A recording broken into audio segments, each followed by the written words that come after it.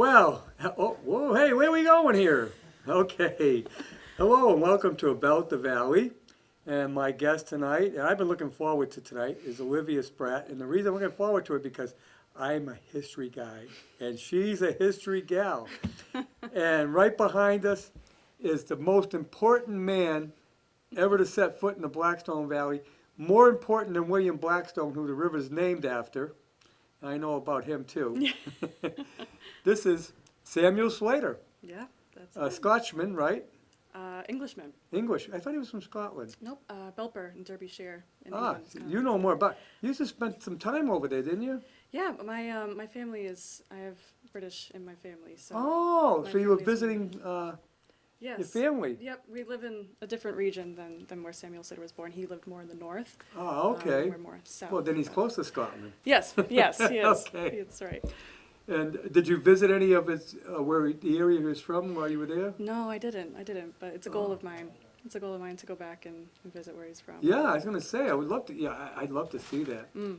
And for people don't know what we're talking about, Samuel Slater actually came here.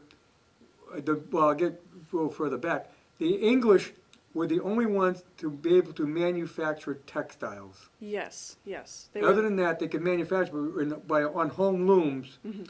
where a woman would sit there for hours and hours, shuffling back and forth, and That's it right. would take forever to make anything. Yeah, if you were trying to, send out bolts of cloth to Yeah. companies that were going to make clothes, it wasn't a very reliable. No, and it took forever, and the quality wasn't that great. That's it. That's right. But the English were able to develop powered looms, powered by water, because of course electricity wasn't harnessed at the time, That's right. and they actually held the market on it Mm. for the whole world. Yeah, they kept those plans under lock and key Yeah, for a while. you couldn't take those plans out of the country no matter what you did. Yes, yes, it was Except illegal. Samuel Slater Yep, took them out in here, that's right. in his He was a head. very intelligent man. Yeah. He memorized the plans to build not only the weaving machines, but the most important machine that he memorized was the spinning frames, because what America was having trouble with was figuring out how to spin cotton in a way that made it strong enough that Ah. you could weave fabric out of it. Yeah, because they had to spin it on the spinning wheel. That's right. If everybody's familiar with it, that big wheel, and it had a spool on it, and it really wasn't a good way of doing it because it wasn't making it that strong. Right, it wasn't strong enough to stay together once you weaved Yeah. fabric out of it. So, yeah, that was the machine was called the Arkwright water spinning frame, and it was patented in England. And Samuel, he memorized exactly how to build them, and saw an opportunity for himself in America where we were struggling, to kind of build an empire for himself, and that's Yeah. where his story began. And he ended up in Pawtucket, Yes, yep, of all places. that's right. But I think didn't he have a relative here? He didn't actually. He came over in 1789. He immigrated disguised as a farmer, because it was illegal to transport anything. Yeah. Anyone doing manufacturing couldn't leave the country, Right, right? and he had been in an apprenticeship from the age of 14 to 21, so for 7 years, strictly working for a man named Jedediah Strutt, who manufactured cotton. Right. So he would have been easily recognized. So disguised himself as a farmer, came over in 1789, and he originally set out for New York because he figured that was the place to be. Ah. And he spent a little time there and found that he couldn't really find any viable work for him. So Right. he moved up to Pawtucket, and he discovered a man named Moses Brown, who owned a mill.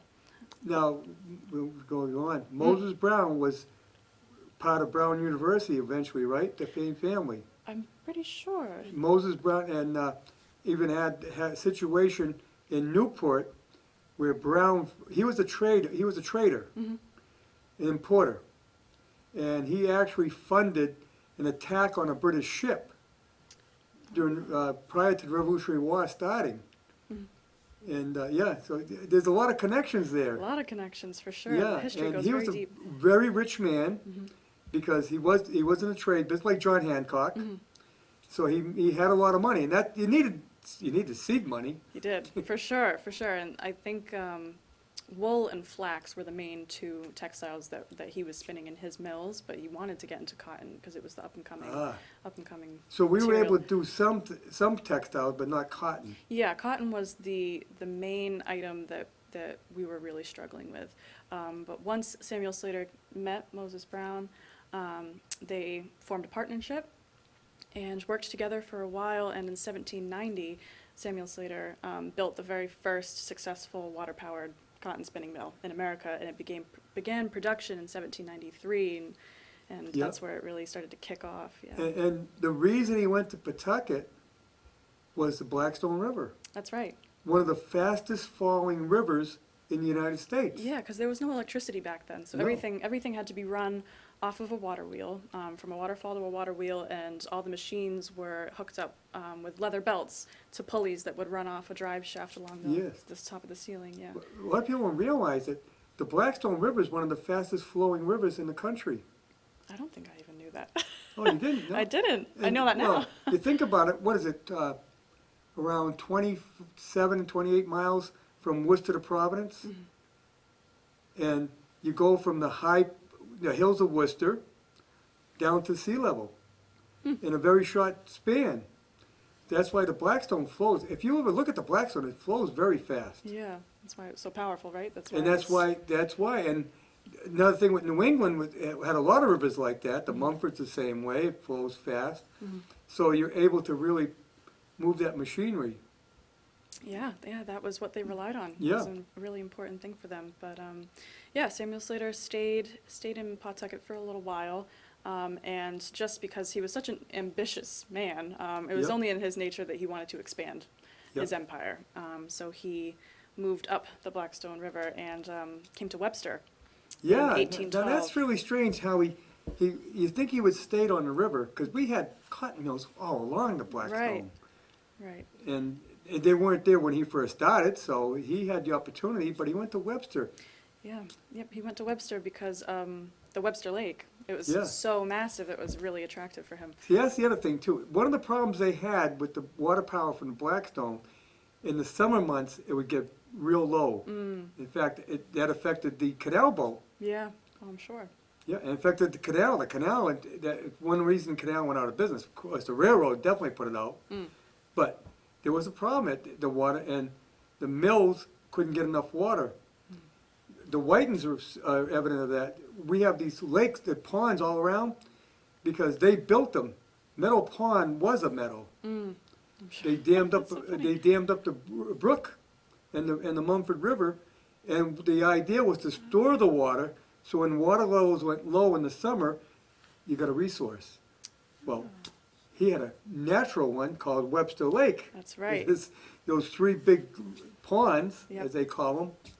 And I believe that he actually built them up Yeah. 3 feet than what they originally were. Oh, for more storage. Yes, because it just made sense for him. And I also think that because there were so many mills that did exist, that's probably why Webster Lake was so attractive to him, is because it wasn't really tapped into very Yeah, much. no one ever thought of probably, well, we could use the lake. Yes, yeah, exactly. And in fact, the gate is still there, right? Where we came through, over by where Cranston's used to be, where the Price Chopper is? Yeah, the bell tower to Yeah, but the isn't original there mill is still a there. place that, I thought I saw like a gateway across the street near the lights? Oh, yeah, yep. There is Yeah. the original entrance to That was- where the water is. over Yeah, there. that's where he let the water through. That's right. And the mill he built actually became Cranston Print Works later, right? Yep, that's right. So if anybody who doesn't really remember Cranston Print Works, right now it's a Price Chopper. I know, it's unfortunate. I know. They did manage to salvage the bell tower, which Yeah. was the kind of, significant part of the building, which was But, nice. all of them, I only know of one spinning mill left, and I interviewed the owner. It's in Millbury. Oh, yeah, I have heard of this. S&D Spinning. Yep, But they're all gone. I know. But Cranston was one of the last. They were there for, up until probably, 10 years ago maybe? Something like I'm that. not sure. Yeah, that sounds about right. Yeah. I know that they did have a good long run. Yeah. And they were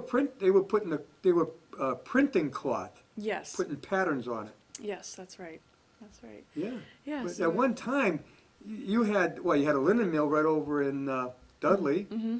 Yep. And there were mills everywhere. Yeah, yeah. There was the Slater woolen mill as well. They did more than just cotton. They did wool. Yes. Yep, wool and linen and all sorts. But, you know, where Northbridge come in on this? Well, Waynesville wouldn't exist if Mr. Slater hadn't built his first mill, That's right. because when they saw he was successful and he brought that concept over, I would have thought that, well, of course, I don't think they couldn't have patented it because he didn't own it. Patent what? Patent the concept of, I do know that the plans that he brought over were patented. The arc right spinning frame. right, That but was not by patented. him. Not by him. He stole They're them under and an brought English them over. patent. Yes, so not an American patent. yeah. Right, so now American companies could take that technology. Exactly. And that's what happened. I mean, the Whiten family built a number of mills, Mm-hmm. but all through the valley you had cotton mills. Yeah, it's very true. I mean, he sparked the Industrial Revolution Yeah. with his ideas and his ambitions coming over to the. And when you think about it, how would we be a different place if he hadn't have done that? Yeah, that's right. You know, when I point out to people, in fact, we won the North won the Civil War primarily because they were industrially based, whereas the South had to import everything. Right, they were growing the cotton. They were growing the cotton, but they Right. also didn't have any manufactured goods. They had to import them all. Yeah. What did Lincoln do? He put a blockade. In fact, I think they called it the Anaconda blockade. Oh, okay. Yeah, and that included the Mississippi River. Mm-hmm. And he said, I'll squeeze them. They won't get anything in. And you could have all the cotton in the world, but if you can't ship it out and you Yeah. can't bring manufactured goods in, they couldn't manufacture their rifles. They couldn't manufacture their bayonets. They didn't have the capabilities. They didn't have any plants. They were strictly agricultural based. Like we were in New England up until Mr. Slater. Right. Yeah. I mean, everything was such on a small scale compared Yes. to when he opened it up and really got it moving. Yeah. But yeah. So we were able to manufacture the uniforms, but right here in Riverdale Mill, they manufactured bayonets. Oh, okay. Yeah. Very cool. I do a lot of research on this. I just love to know It's really what's going on. fascinating. Well, it is. It's really cool to see something that came out of the area that you live in that has Yeah. impacted the country so Yeah. greatly. I got a real big curiosity about what was this like. Yeah. I would love to go in a time machine and go back and see what it looked like. I know, and that'd be great for me too, because Yeah, I mean, if that day ever came, I would love to do that. you'd be Oh, first in line, huh? Yeah, yeah, really, because I like to see how things have changed. You know, I don't want to be only one to history, but I give you a lot of history on Northbridge, like the fact that right over here it's Beans Lane. Well, that's because on the other side of Cumberland Farms is the White House. That was the Bean farmhouse, Oh, and they had a huge farm here. wow. And actually, there was a lot more. It was filled in more. We excavated all the gravel out to build things, and we ended up with gravel pits now. But it was a whole different. Everything looked different. That's why I like to see what it looked like back then. Yeah. And of course, there's remnants of the Blackstone Canal all along the Blackstone River. And if you ever get the bike path finished, we'll be able to. Oh yeah, like behind Tri River. Yeah. Yeah, that's a pretty walk. Right down here. If you go down on where Sammy's restaurant was, you go up that little street, Elston Ave, and you take a sharp right. There's a place in there where the canal still exists, Oh, okay. and the tow path and everything. Oh, nice. Yeah, we used to ice skate there. And if you go a little further down the tracks on the other side of the mill, there's another place where the canal still exists. Oh, that's great. So, I mean, it's all over the place. Yeah, And it's a great history. it really is. It really is. We have a rich history in this area, Yes. for sure. You know, I mean, you take a walk down below here, there's still an abutment on the Blackstone River where the trolley bridge was. And the trolley actually ran all the way down to Woonsocket. Wow, that's cool. Yeah. So you could take a trolley from here to Woonsocket Mm. and to Worcester. Yeah, that's really cool. Yeah. I wish those still existed, don't you? Yeah, the buses put them out of business in I believe, early 1930s. Mm-hmm. But some of the ties, I can't, they may not there now, but when I was a kid, we would see the ties out in the woods. Mm-hmm. When they took up the rails, because the rails, you could melt the rails down, but the ties weren't worth it, they just left them there. Yeah, makes sense. But yeah, I mean, but Mr. Slater, we'll get into, mentioned Mr. Blackstone. I don't know if you know what history of Mr. Blackstone is, William Blackstone. I don't. If you go to Boston City Hall, Mm-hmm. there's a mural, and it shows a man reaching over and grabbing the hand of another man and a bunch of people behind him. And that is about William Blackstone. His property was right below where the State House is right now Oh. in Boston, called the Boston Common. Mm-hmm. That was his property. Wow. He had an orchard there, and he had access to good, clean water. Hmm. You know, and you gotta remember now, the Back Bay, we call it, was the Back Bay. It was a bay. Yeah, it was all swampy. Yeah. Yep, There was only a small isthmus that connected Boston to the mainland. that's right. Well, when Winthrop came here with his Puritans, they settled in the area of Winthrop. Mhm. But they had no good water. Mr. Blackstone, who was a minister, who was here to minister to the Native Americans, said, well, you can come over and I'll share my water with you, and, you know, you can start, you know, get established over here Mhm. because it's a little better. But after a while, he got tired of the people there. He was a kind of a loner, Mm-hmm. and he decided to move on, and he wasn't a Puritan. And of course, you know, the Puritans, if you weren't a Puritan, you weren't any good. We didn't want you around. Right, closed group. Yeah. Yeah. And so we had heard about this guy, Roger Williams, who had founded this colony down Mhm. further south in what they would call in Rhode Island, in the Providence area. So he said, I'm going to go down that way and see him. Well, when he left, he had that farm, that orchard and that farmland, and the people said, well, he just left, and he left the land here. So it's up You for know, grabs. couldn't take it with him. Mm. So they said, what are we going to do with this? Well, they came up with a great idea. We'll make it available to everyone. We'll make it common land. Oh, I never knew that. Yeah, That's cool. It's kind of hard to imagine an orchard being where Boston Common Yeah. is now. yeah. That's crazy. Yeah, he grew apple trees. Oh, cool. And so it became a common land, Boston Common. That's great. And no one would own it. They could graze their cattle there and things Mhm. like that. In fact, some of the streets are cow pats. Oh, okay. And I think one of them is Milkway or something like that. Oh, Milk Street. Milk Mhm. Street, yeah. Oh, I And didn't that's know how that. it got its name. That is so cool. Yes, that's why I love history, because Yeah. there's so much. It's About really it. Cool. Yeah. Well, he came down here, and he found this place and settled on what is the Blackstone River in the Mm. Pawtucket area. Mm. And when he died, they named the river after him. Very cool. I would have never known that. Thank you, Yeah. Harry. Yeah. Yeah. See, I research all this stuff because Yeah. I went, why was it call it the Blackstone? What? Because it got black stones in it? Yeah, that could have been an option, but it's No, a- but it didn't nice make to sense. know, yeah. I did not. That wouldn't make any sense.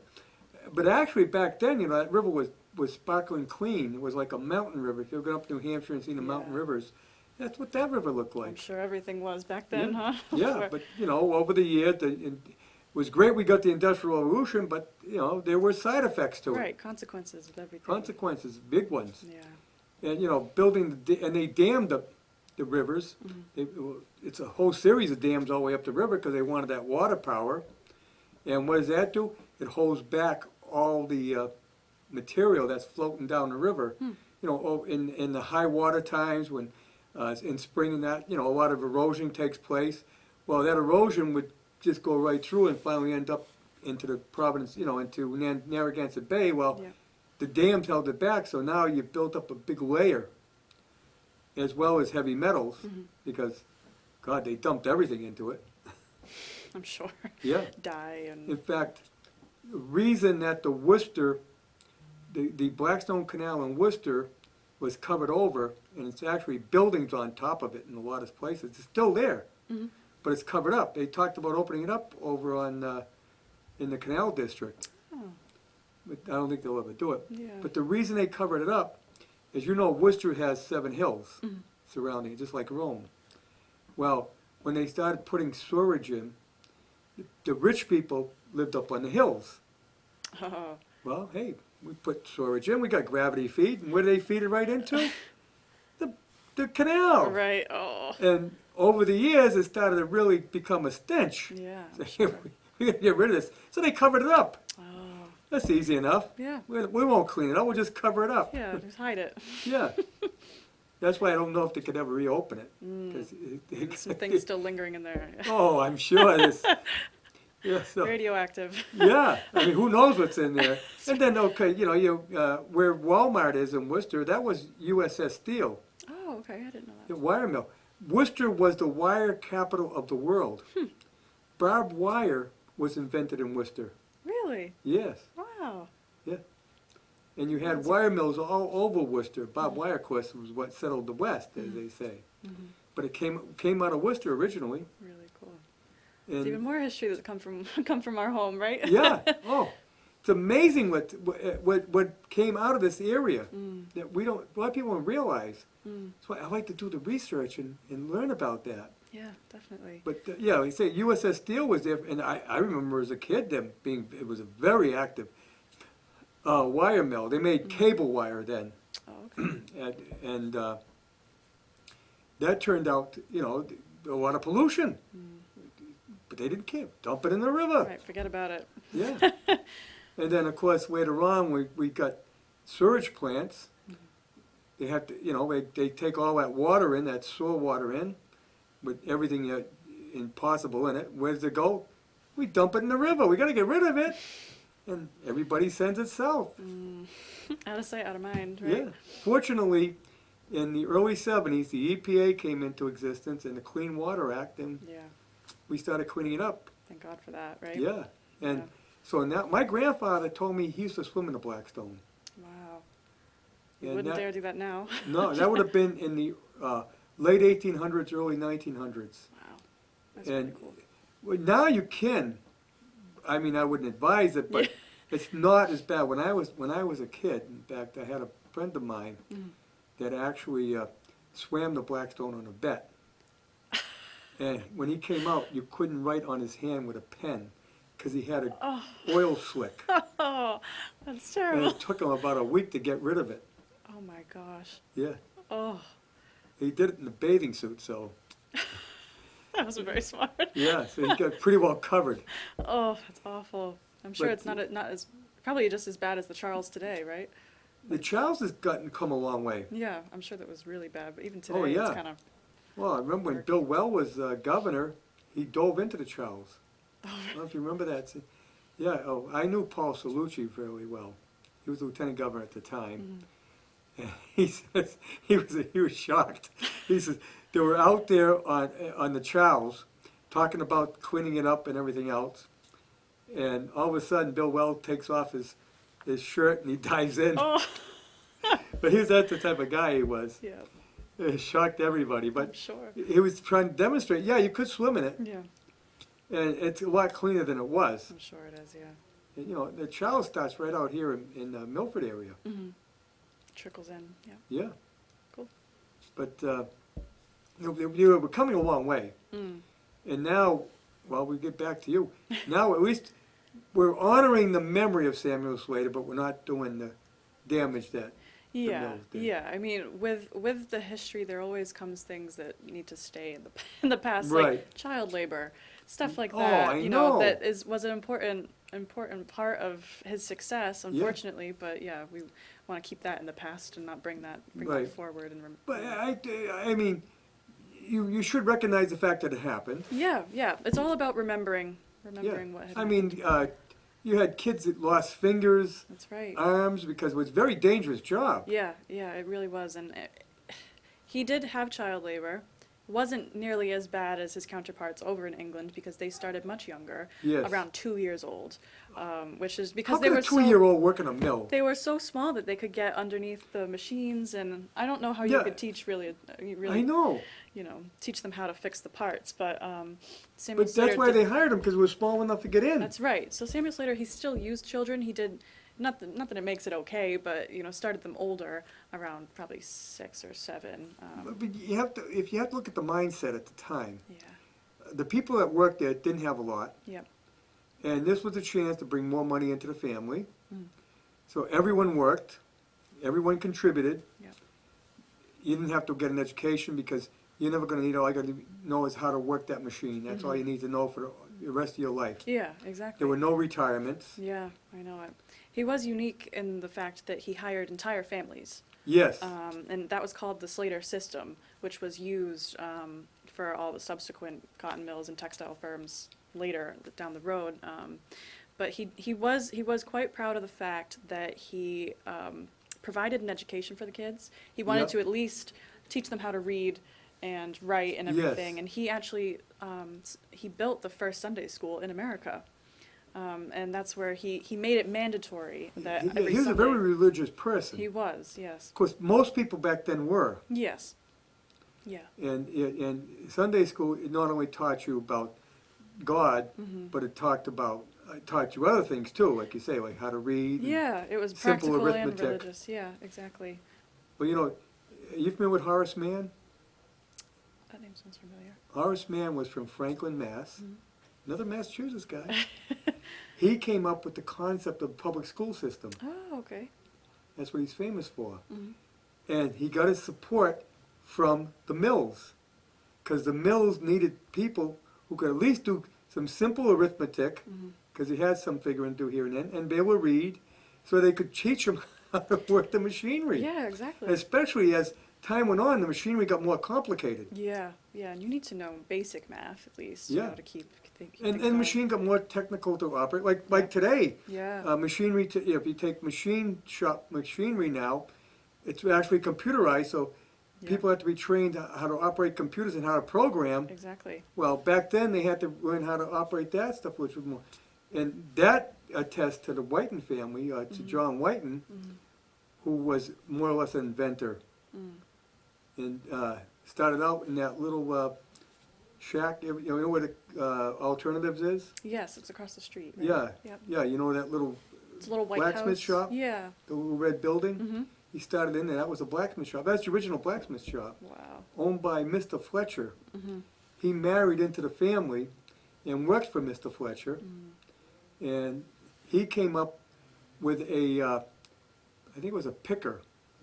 Ken could tell me for sure, but he came up with a better concept of a picker, and it caught on, and he decided to start manufacturing textile machinery. Mm. And then the mill grew and grew and grew. Built a little mini empire. Yeah, right? until it became the largest textile machinery manufacturer in the world. Yeah, and they're still using those machines. Yes. I've been told over in China. And Yeah. everything because they were made to last. Oh, yeah. Yeah. Their problem is, well, they got to make their own parts now because you Yeah. can't buy them anymore. Yeah. Same with the draper machines Yep. That's right. out of Hopedale. Mm. In fact, Lowell has a great national park. Yes, I have been there. Yeah, Yes. the boot cotton mills, and Yeah. they have that whole. And whole you'll see floor. some of the drape. You'll see draper right on the machine. They're all draper, I believe. Yeah. And it's, I mean, when I went up there, the person who was running the machines was telling me that they only usually have half the floor running at one time. But even then, the noise Oh, isn't it was unbelievable? deafening. You want to hear noise in a spin. S&D Spinning in Millbury. Hmm. I went in there. It's a family-owned business, and it's all it's all family working there. He's telling me, it's of course there's no kids, Hmm. but he makes a yarn that's used in baseballs, Oh, okay. and he is the only place in the world that makes the yarn to the specification that they want to make that baseball. Wow. And they ship the yarn down to Honduras, Hmm. where they manufacture the baseball for rolling. Wow. Is it the that goes in the core of Yeah, the baseball? Oh, yeah. okay. Interesting. It's under the leather. Oh, okay. and it's the way he makes the yarn is the only yarn that they can use for professional baseballs. Wow. So all the baseballs Right out of Millbury. yeah, all the baseballs used by Major League Wow. Baseball is from him. Starts And then here. he says, he was telling me about it, and the ones that are up to quality for Major League, they use those in college ball or in the lower teams, you know, the AAA and double A and Wow. stuff like that. And then even the ones that are even worse than that, they use them for Little League or they sell in the stores. Yeah. Wow. That is Yeah. really cool. I didn't And that's know out of Millbury. He told me, I forgot how many tons of yarn he has to produce a month to keep up with it, and they ship it down. And they tried finding it elsewhere, and no one knows how to do what he does, what his family does. Wow. Well, let's hope he keeps going for the sake of baseball. Well, he right? told me he's going to keep. He was 67. He said, I'm still going at it, but his kids aren't interested. That's a shame. He took over. His grandfather started it with his father, and then him and his brothers took it over from there. But who knows? But he's still going strong. He works on the floor. I went in there. I went up to the office, and no one's there. And so I walk out on the floor. Oh, they're all out on the floor. Yeah. Oh, wow. It's 3 levels. And I walk out on the floor, and there's a woman that working the spinning machine, and she says, "You looking for John?" I said, "Yeah, whoever's in charge." Well, she hit the buzzer, and you could hear all over the mill. Yeah. He came up the stairs. Wow. Is it cotton? Do you know, or do you know what? No, it's material? wool. It's wool. Interesting. I believe it's it was wool. I'm pretty sure. I mean, where was cotton? Oh, maybe it was cotton. Maybe. He has a because he took me through the operation. He has a picker. It starts with the picker, and moves right through the whole cycle, right up to the top floor, Wow. where the final material comes out. So everything is done. The whole process. Yeah, is the done whole process. Wow.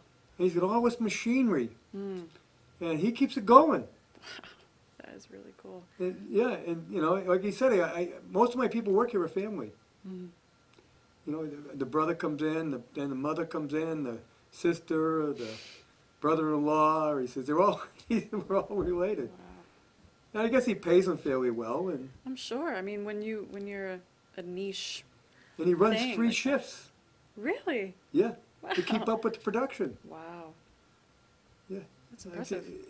I don't know if you've ever seen it. It's out by Singletary Lake. I'll have to make a trip up there. And here again, it's on. The mill was opened originally by Mr. Singletary, Is it on the water?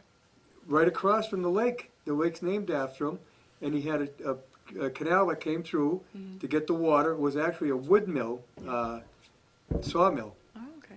and they bought the building in the 50s and turned it into a spinning mill, spinning shop. Spinning. It's quite the thing. I mean, Yeah. so that's what I say. And I had him on a radio show because you're the last one in the valley. Yeah, really. That's a very And rare. the valley was tons of them. Yeah.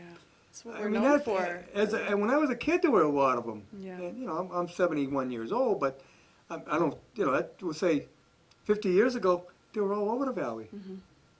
I mean, you had Hayward Schuster over in Douglas was one of the last to go.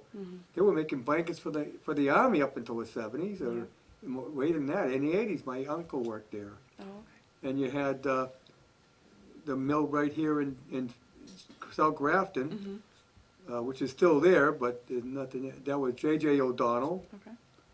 You know, and you had always, but originally these were people owned by the Farnhams, Saunders, Wilkinsonville, and you can see all the mills. Yeah.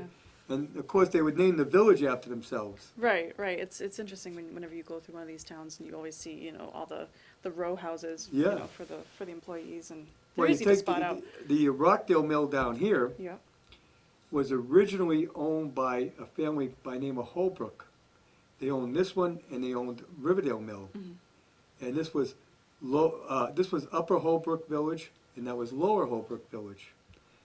And Whitensville was actually South Northbridge, Oh, which sounds strange. I mean, doesn't it? it's confusing. South Northbridge. But of course, Northbridge got its name because it was north of Uxbridge, Right. north of the bridge. Yeah. And they wanted to break away from having to travel all the way to Uxbridge to go to their Sunday meetings. So they built a meeting house up on Northbridge Center where the water tank is. And then, of course, the Whitens had their the blacksmith shop. Fletcher had his blacksmith where John Whiten started up and everything. But the mill grew up down here, Yeah. down in the Whitensville area. Yeah. When John Whiten passed away, to honor him, they named the village after him. Oh, okay. I didn't But know. then the Whitens bought the mills, the Riverdale and the Rockdale mill, Oh, okay. and there was a little animosity there because, and you had competition between these families. They didn't like the Holbrooks. Mm. So the first thing they did is they changed it to Rockdale and Riverdale. Interesting. I do know that there was some drama between the Whitens and the Drapers. A lot, yes. Yes, because with patent fights. Yeah, and they basically. were in competition with each other. Right. Both selling the same type of machinery. Yep, that's right. Yeah, I have to dig a little bit more into the details of that. But I do know that they kind of came to a compromise, and I think the Whitens, I forget who exactly decided to stick to what, but one stuck to parts and one stuck to machinery or Yeah, something well, the like Whitens stuck with the machinery. that. Yeah, yeah. And but Draper had manufactured plenty of machinery already. Mm-hmm. But yeah, there was a fight, and they could put each other out of business by low bidding. Yeah, So they had to come to a compromise because they'd be out of business. yeah, that's right. Yeah, That's right. and the thing is too that they were the royalty in America, the manufacturers. They were the ones with the money. Mm-hmm. They had the coming out parties for the daughters, and they would have those in Boston. And, and the Drapers wouldn't allow the Whitens to marry because you can't marry into the Draper family. Oh, God forbid you ever do that. Yeah, yeah, right. Wow. So here again, there's another story. You heard of the LaSalle Mansion? Mm-hmm. Well, you heard of LaSalle University? Yeah. Same family. Oh, really? His brother. Oh. His brother owned a school out in Waltham. Mm-hmm. It was a LaSalle School for Girls, which finally morphed into LaSalle University. And he came out here. He married into the Whiten family. Marston, one of the sons, he had all daughters. That was towards the end, so that's where you've seen all these other names come in with the Swift, E. Kent Swift. Mm-hmm. He was from Falmouth. Oh, okay. His family was in banking. In fact, his family planted all the trees on Falmouth Common. Oh, really? Yeah. Cool. I know a lot of this because my uncle worked for E. Kent Swift as his as his gardener and errand runner and stuff like that. So he knew all about him. And he married one of the Whiten daughters, and LaSalle married one of the Whiten daughters. And I'm trying to think of the other names, but I think it was 3 daughters. But like I say, they were daughters. But then, And that's why the mansion's there. yeah. Now, the one where St. Camillus is, that's where E. Kent Swift lived.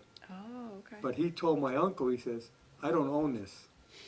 Because when when his father-in-law built it for them, he put it in his daughter's name only. Oh, So, interesting move. yeah.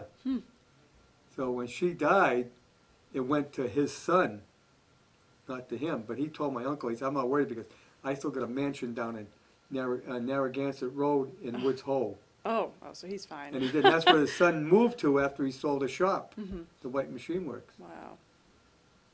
And Very then they nice. sold that to the church. And I don't know about the LaSalle. I know all the LaSalles were into horse racing. And they had a farm out by Walmart. Oh, okay. It's LaSalle Road out there. And that's where the farm was. That's been long since torn down, but it was a horse farm. They raised race horses. Cool. Yeah. A lot of good stuff came out of this town, huh? Yeah, it's amazing what took place in the whole valley. I know it. I mean, even I think it was out of Westboro, or maybe it was even closer. But Eli Whitney was Westboro. around here. Yeah, he was around he invented here. the cotton gin, Right. which revolutionized the cotton industry. Yeah. because they used to have to take all those seeds out by hand. Exactly. Oh God, you imagine doing that? No. That's why they brought slaves in, because no one else would do it. Right, right. You had Because no alternative. You were forced to, right? And you know, a lot of people, it wasn't racism that they picked the slaves. It was a way of doing it. Okay, they're different, so we can justify it. Mm-hmm. But it was economic reasons they did it for. Yeah, right, right. And that's the whole reason Civil War too, was economic reasons. They'll destroy us economically because now we're gonna have to pay people to do it. I know it. But the cotton gin did make a big difference on getting that seed out, sipping up those cotton bales. And I remember as a kid the cotton bales coming into the Rockdale mill. Oh, really? Yeah, used to come Those in things are by huge. train. They're massive. Huge bales. They had the big two-wheel trucks, Mm-hmm. and the guy had the hooks, and they had a chute right there across on Sutton Street. It's gone now, but they used to send it right up. Wow. And if you worked in the card room, that was the worst. Oh, I know, because it's flying everywhere. Yep. Right? Yep. And they'd end up with brown lung, Mm-hmm. always coughing. I had an aunt that worked in the card room, and she died in her 80s, but she had a very bad cough at the end.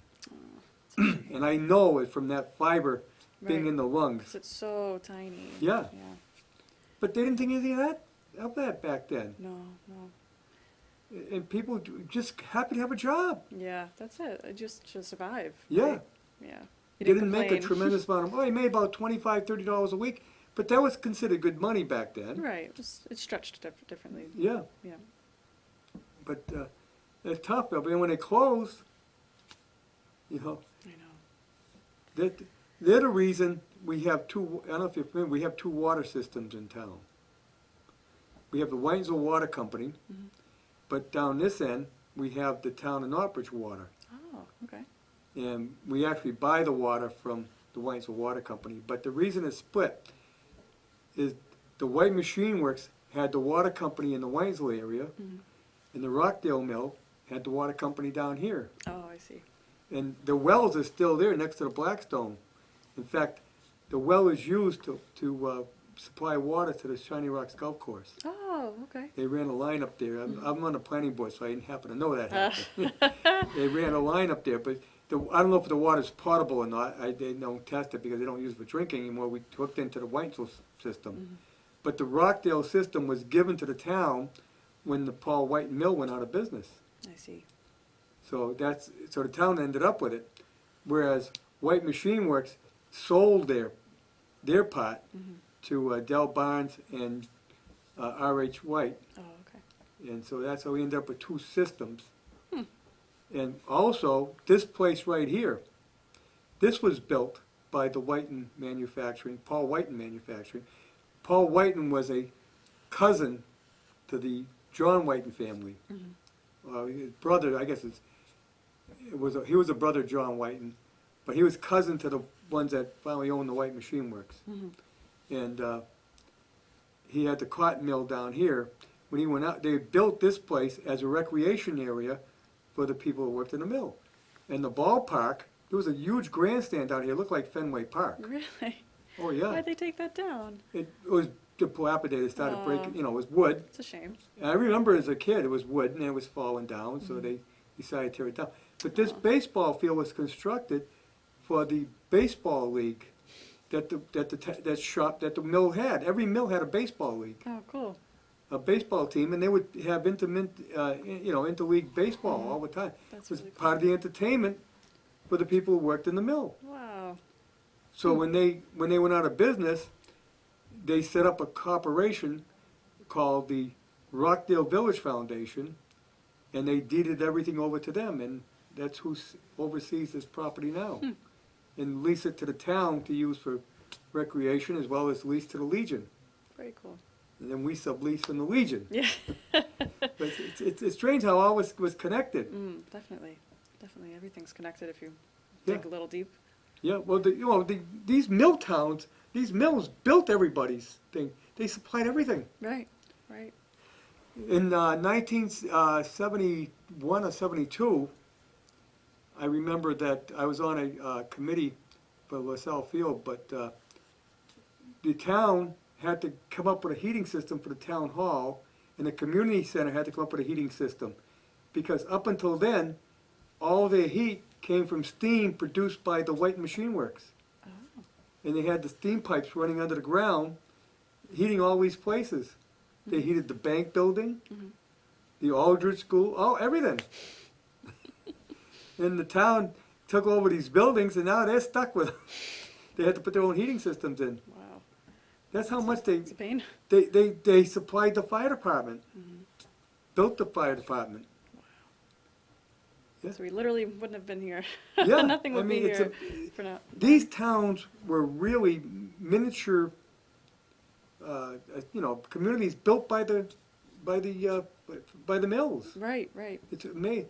At one time, they owned the mill store, Yeah, well, yeah, the company store. your company store, and you That's right. bought stuff there out of your paycheck. Yeah. You didn't get a paycheck; you got, You got credit to got the company credit, store. yeah. Yeah, that's right. and you always ended up owing them. Yes, yes. There's that song, right? It's like, I owe Yeah. my soul to the company store. Yeah, that's what that's about. Yeah. Yeah, that was a mining situation, but they did the same thing. They Yeah. all did that. Yeah. So they got very rich, and of course, there was no income tax. Right, right. So, A lot of things that slid by. Yep. I mean, all this stuff was brought on by this man, Samuel Slater. That's right. Yeah, Webster wouldn't have even been a town if it weren't for him. And that's what we're also trying to highlight in the Yeah. museum. Because when he settled up to the lake, it wasn't known as Webster Lake. It was the long Indian name. Yeah, But- Shaka Baga Baga Baga Waga, whatever. I could never say it. 26 G's or something like That's that. right. That's right. It's a long one. It was just Oxford and Dudley. But his mills brought so many workers to the area, it really Yeah. grew the population. And so he wanted to have his own town. And they basically, they took a chunk of Oxford and Dudley. They made a petition to do this in 1832. 3 years before he died, it was To form a formed. township. Yes, yeah. Yeah. So it was chunks were taken out, and he named it after his good friend and politician Daniel Webster. Oh, that's where the yeah, name came from. Congressman from Maine. Yep. I That's mean, right. from New Hampshire, rather. Yes, that's right. That's right. Yeah. Get it so- right. But yeah, Webster wouldn't have been there today if it weren't for him. Wow, So- that's yeah. You think, and Webster turned out to be the biggest. Yeah, massive. Yeah, so we see this. Well, that's what, like the Whitens. They started building the mill housing because they needed people to work in the mill. Hmm. And okay, we'll get them here by building them a place to live. Yeah. Right. And it changed the whole ethnic background of the area because you All wouldn't the have immigrants. all the diverse of ethnic groups in here if it wasn't for them. We were basically a mirror of England Yeah. because it was English settlers, Yeah. Yeah. That's right. and they brought them in. I mean, especially from Canada Hmm. because the Canadian French would come in and work the mills. But look at Mr. Lowell, you were up there. Yep. A lot of people don't realize that was the first industrial park. Hmm. I Because believe it. that was the concept of it. It was Yeah. built as an industrial park. Yeah. Yeah. And he brought the farm women, all the girls from the farms, because, the farmers, well, yeah, they can't do a lot of hard farm work, but Mhm.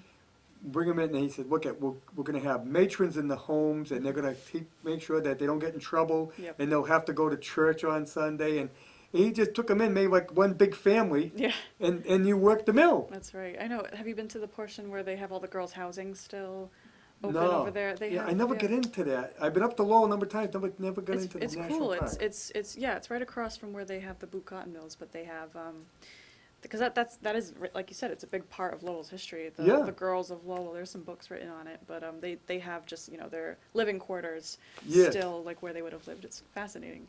And you get all those canals all over the place too. Yeah, I That's know. really something. Yeah, they actually still run a trolley in the back too. I did not take it when I was up there because I don't think I had time, but I wonder where it goes. You Yeah, never know. yeah. I mean, those canals are everywhere. Yeah. You got to go over bridges all through Lowell. Yeah. Another place like that is over in Holyoke. Oh, okay. Yeah, and you know who was a big investor in Holyoke was the Whitens. Really? I didn't know Yes. that. Oh yeah. They invested in some Holyoke mills, Mhm. but that primarily was paper. Here again, Connecticut River. They had to have the river. Hmm. That's crazy. Wasn't Springfield big on paper too, or was it? Yes, Yeah. but Springfield's claim to fame was the armory. Yep. Yeah, the rifles. Yeah, Mhm. and it made them right up until, oh God, World War One. Mhm. They were making Springfield rifles. Yeah. And the armory was owned by the federal government. Mhm. But here again, Millbury. You got that was famous for their arms. The Waters family, Oh right. Yep. Ace of Water. yeah, Yep. who manufactured rifles. And Eli Whitney was a part of that too. Came up with the That's the right. concept of making the same all parts identical, so they were interchangeable. Yeah, he was like the predecessor to Henry Ford with like the Yes. assembly line concept, Right, right? and that made it possible to make the weapons cheaper and Yes. quicker. Yeah, yeah, because it was like before the Civil War, right? Yeah. Or- Oh yeah. yeah. Just after the Revolutionary War. Yes, that's Because right. prior to that, guns were made by an individual gunsmith, Mhm. and you purchased one. They were very expensive. Yeah, you could make 3 in a year or Yeah. something like that. Yeah, right? because everything was done by hand, Yeah. and he finally worked out to make my machinery, and so all this happened right here in this little area, central I know, Massachusetts. I know, it's a hub. Yeah, Yeah. it's really amazing what's come out of here. Mm, it really is. You know, I mean, we had so many inventions and concepts that came. That's why being a history guy, I couldn't ask for a better place to grow up. Oh yeah, definitely. I mean, it's just so many things that people Yeah. just don't You think can about. travel into Boston, Yeah. tons of history. Yeah, for the whole but country. Just right around here, yeah, Yeah, definitely. We are very lucky yeah. to be where we are. And it's why I just love talking it. Yeah. I do. Yeah, I hope that you know, what we're trying to do anyways with this museum is Yeah, I try want to to get into. try to God, we're gonna bring run out of time here. bring that back. Oh. Yeah, you've actually you're taking the Armory. Mhm. If everybody knows where the Armory is, up by the baseball field Yep, yep, it was on old. Lake Street, On Ray Street. Ray Street, Ray Ray Street. Street. Yeah, Lake Street nearby. Yes, it is. It's kind of like the Yeah. adjacent one. And you're turning it into a museum. Yes. And you actually got that big water wheel in there. We do. Yeah, we had a gentleman come up from North Carolina and build us the ones that they would have had in the mills would have been wooden back then, but Yes. we had ours made of metal because Yeah, you well, know, it would rot last a and lot everything. longer. Yeah. And So- talking with your boss, who's funding all this. Yes, yes. And he was talking about holographic images. Yeah, That's pretty new for a museum. right. History unfortunately gets a bad rap, and it has this stigma that it's boring and dull, and who wants to go to a history museum? Like I'd rather take a nap. None of it's true. I know. So we're hoping to make it as fun and interactive as we possibly can Yes. for kids. Yeah. Because it's so important to know your roots and know where you came from and know these huge instances that occurred in the area that you Yeah. live in. How did your great grandparents entertain themselves? How did they Yeah. react as a family? What did they do at night? Yeah. What did they do when they what kind of work did they do? Things like that. Yeah. Yeah. So where it's in an effort to keep costs low so we can have the museum run for as long as possible. Yeah. And also a fun interactive element to have holograms of people. Either one of them will be Samuel Slater, introducing you to the museum, welcoming you, and then others will have maybe like a woman who would have worked in the mills, a Polish immigrant, or Yeah. an Italian immigrant, or someone Yeah. working. Now, in the mill. so this is gonna be like almost going to Disney World, right? Yeah. Chris Epcot. Robert is the owner, and he's been backing this thing for 18 months now. But yeah, that is the word that he keeps using. Is he wants it to be a Disney How effect. far along are you? Are you getting? We actually we just hired a museum planner, Uh-huh. and that is really going to help us get this ball rolling. It's taken us a while to take the building was in pretty poor shape. Oh yeah, it was deteriorating It fast. was bad. It was full of asbestos, so it took a while Yeah. to get all of that taken care of. And now we're sitting down with him and really planning out what exhibits we want and the story that we're trying to tell. But because Yeah. the building is so large, we're fortunate enough that we can kind of put whatever we want in there. So half of Right. it will be dedicated to Samuel Slater and the textile manufacturing industry and his journey, and then the other half will be focused on the history of Webster, circa 1900 and kind of what his legacy left behind And there'll be admission, I'm sure, because Yes. yeah, you got to recoup somehow. Yes, yes, It's yeah. spending a lot of money. Right, yeah, it's a nonprofit, so we're Yeah, not trying but you're to. still going to be, and you got to Just keep it going. self-sustaining. Yeah, you have to. You want to get a salary. Yeah, I mean, yeah, after all, yeah. We want to keep it going for as long as Yeah. we can, but this is to be great. yeah. Hopefully, people are getting excited. You know, we have Yeah. a Facebook page, we have a website. Have you we're- got a projected date? We just keep saying 2019. Wow, So that's we pretty will, ambitious. We will see. So probably at the end of 2019, worst case scenario, 2020. Yeah, but that's still pretty ambitious. Yeah. I took the tour. I mean, you're coming along, but you had a long way to go. Yeah, we're hoping that now that we have this museum planner locked in, I mean, he was one of the main people who did exhibition design for the American Textile Museum up in Lowell before it shut down. Oh, That big yeah. museum up there. So he's been doing this for 40 years. He's quite experienced. So we're hoping that now that he's in working with us, that it'll really take off. And you're the curator. I am. Yeah, I am. that's a big job. It is a big job. It's a very big project to oversee. Yeah. It's a very, very unique Is this opportunity. your first job right out of school? Or? It is. Wow. It is. Yeah. It's a very unique opportunity Yeah. because most museums they've been established for years and years and years. Yeah. So to be able to work on one that Yeah, if you go Yeah. to an establishment, you're going to go in and as an assistant or yeah. somewhere down the line. Right. Here, you're right at the top already. Yes, it's experiences that Yeah. I wouldn't have been able to Yeah. get so early on. You're a great opportunity. It I'm definitely glad you is. jumped at it. Yes, me too. Some people want to say, "Oh, I don't know if I can handle that." It's it's a It's good quite a good undertaking. time. It is. It definitely is. But he's doing a great service because people don't have a way of knowing this, and they don't know it. And we have a lot of new people move into the area too. Yeah. It's a chance to learn what this area is about. Yeah, it's surprising to me how many people are so excited. I mean, it's really it makes us excited to be able Right. to open it up and share it with everybody. But we have quite a big following on. Well, I've said, I've been on a planning board now for Mm-hmm. long years. Said, one thing we never took advantage of around here is tourism. And I said, Yes. there's plenty to be had. Yep. But you got to get the word out. Yes. And you have to have the facilities That's to right. draw them in. That's right. And that's what we're doing right now. Yeah. And you're doing a great job with that. That Thank museum's you. going to be fantastic. Yeah. Hopefully we get both adults and the youth just as And equally I like excited. the hologram. I mean, I'm a big fan of that stuff. Anything technical like that. Yeah. But your boss was saying that he's going to have one side will be like a Main Street in Webster back at the turn of the century. Yes. I shouldn't say the turn of the century. It was only a few years, 20 years ago.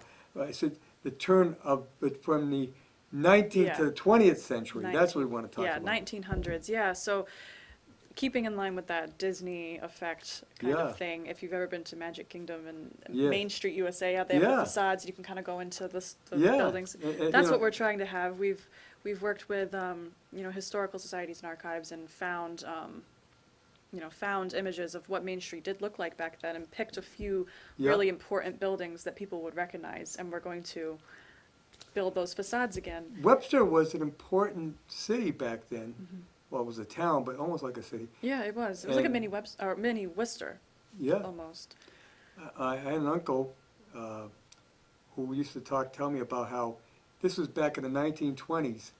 There was a guy that had a car in town, an older guy, and he would say to the young guys, who wants to go to Webster? He used to tell me about that. The guys, we'd go, then they would drive through Douglas down Route, it Yeah. wasn't Route 16 at the time, but it was the road, and he said, we'd go to Webster, they had the dance with the Polish girls. Oh, yeah, it's a big Polish community in Yeah. Worcester. Yeah, that's really cool. Yeah, we're actually hoping to also have a trolley in the museum to kind of as our connecting piece between Samuel Slater and Webster. It'll kind of Yeah. be pushing you forward in time. It's gonna be like a ride, and Oh, wow. there's gonna be I, screens. I can't wait for this to happen. I really can. I mean, this is going to be great. Yeah. I'm getting the sign. I got to go. Hey, we've got to go. Thank you for coming in, Thank Olivia. you for having me. And we'll be back next week with a gentleman that's cultivating marijuana in Douglas. You might want to, we'll see that. See you next week.